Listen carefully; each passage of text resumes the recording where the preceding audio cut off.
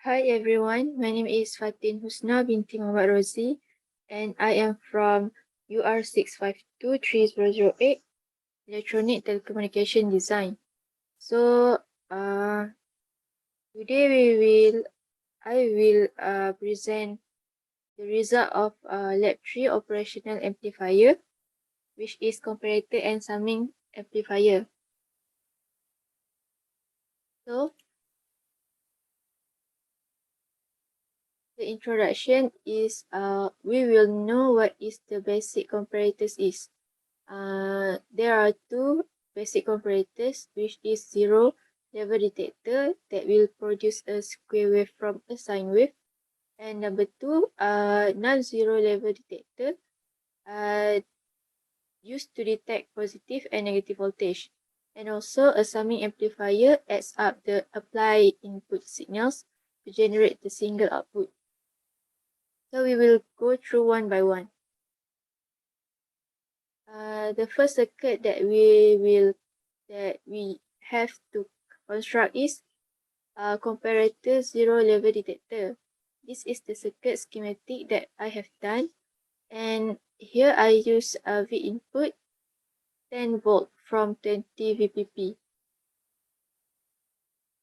and we will go through to the output waveform.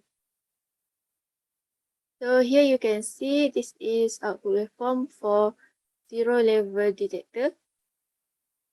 Here you can see that in blue sine wave, from sine wave, it will produce a square wave. This is because the inverting input is grounded to produce a zero, and we also connect signal voltage to the non-inverting input, so it will directly convert or produce a square wave from a sine wave. Okay. Next is a non-zero level detector. In this circuit, we will replace resistor values. So for the first part, we use R1 4.7 kilo ohm and R2 1 kilo ohm. So here you can see that this is the circuit of non-zero level detector that I use R1 4.7 kilo ohm. So I get the output waveform as shown in the screen. So I get the voltage reference in this experiment is 2.6267, and as I calculated, I get 2.63157. It is slightly different and not too accurate, but still acceptable the result. The next is the non-zero level detector that I replaced the R1. Now R1 I use 2 kilo ohm, and I maintain the resistor value of R2, which is 1 kilo ohm. And here I use V input 10V, and just now for the 4.7 kilo ohm I also use 10V, 10 volt. So this is the output waveform that I get. Here you can see that from the experiment that I measured the value is I get 4.7593, and as I calculated, a reference that I get is 5 volt. The number is not too differs, but still acceptable. Here you can see that we still get the waveform in a square waveform from the sine wave. So the last part is we replace the R1 with 1 kilo ohm, and we still use the V input 10V. Yes, so here V reference that I get is 7.9480 volt, and as I calculated, V reference that I get is 7.5. As you can see here at the waveform, the waveform is produced from the sine wave,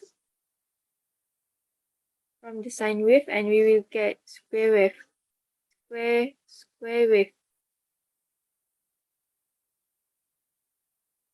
Okay, for the last part is summing amplifier. Summing amplifier, we have two conditions, which is RF, R1 and R2 equal to 10 kilo ohm.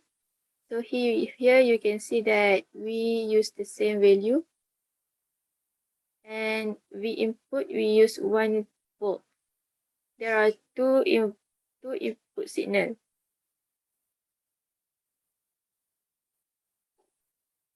So here we will get the output waveform for the summing amplifier.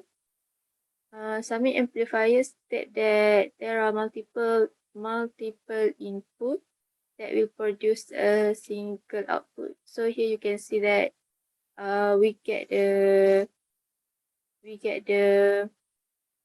voltage output here is 1.9952 volt, and as I calculated, I get 2. So the result is good and acceptable.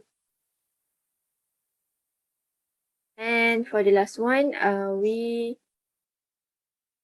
condition that we have to get is R2 we replace with 2 kilo ohm, and we maintain the value resistor of RF and R1, which is 10 kilo ohm. We still use the same input signal, which is we use 2 input signal. So the waveform output that we get is 5.9878 volt, and as we calculated, we get 6. So the result is acceptable and good. So here you can see that the output waveform voltage waveform that we get is in a single output. Okay, so what I understand about summing amplifier is that it sums up the multiple inputs that provide a single output. At the input side, the input supply consists of multiple signals that connected parallelly. And number 2, what will happen to the output if frequency of sources increase to F equal to 3 kHz? RF control the global gain of the output. Increasing or decreasing its value will simultaneously affect all the frequencies. So it will enable the user to balance or unbalance certain frequencies. So for the discussion, here I state what I have the overview that I had done in part A and part B, and also part C.